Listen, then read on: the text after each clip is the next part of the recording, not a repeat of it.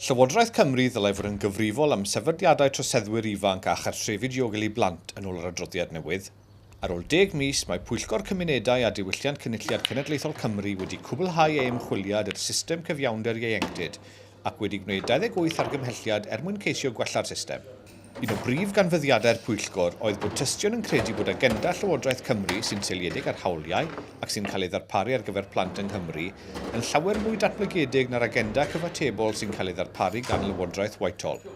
Roedd y Pwyllgor hefyd yn argymell y dylid herio canfyddiadau'r cyhoedd ynghylch troseddwyr ifanc a chwalu'r ystrydebau negyddol sy'n gysylltiedig â phobl ifanc sy'n gwisgo hoodies. The committee feel very strongly that Wales should not be seen as a soft touch for youth offenders, but at the same time, they take the view that these are children first and offenders second. They are recommending to the Welsh Government that they look at seeking responsibility through devolution of the secure estate. But this has to be seen in the context of the wider review they're already carrying out into devolution of the youth justice system. Roedd y dystiolaeth a gyflwynwyd i'r Pwyllgor yn dangos, mewn llawer o achosion, fod troseddwyr ifanc wedi dioddef camdriniaeth gorfforol a rhywiol, wedi cael ei denu gam ddefnyddio cyffuriau, neu wedi treulio amser yng ngofal gwasanaethau cymdeithasol oherwydd problemau yn y cartref.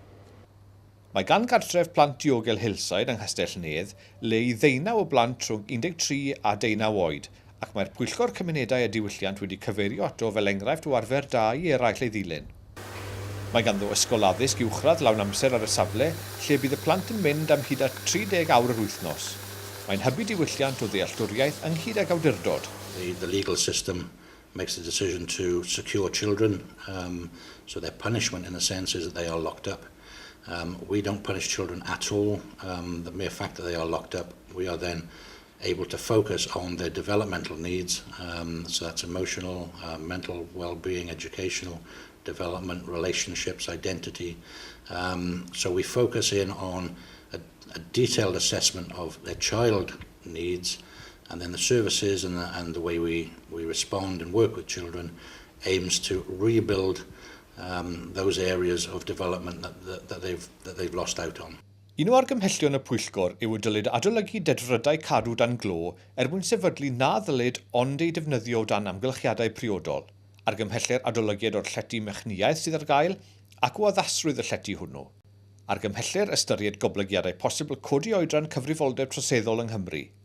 Argymhelliad arall yw meithrin gwell perthynas waith rhwng awdurdodau lleol a chyflogwyr, mwyn gwella'r rhagolygon cyflogaeth ar gyfer pobl sy'n gadael unedau diogel. Gellir edrych ar ein gwefan i weld yr adroddiad llawn o'r 28 o argymhellion ymwneud gan y Pwyllgor Cymuned a Diwylliant, a gellir ei llwytho oddi ar y wefan.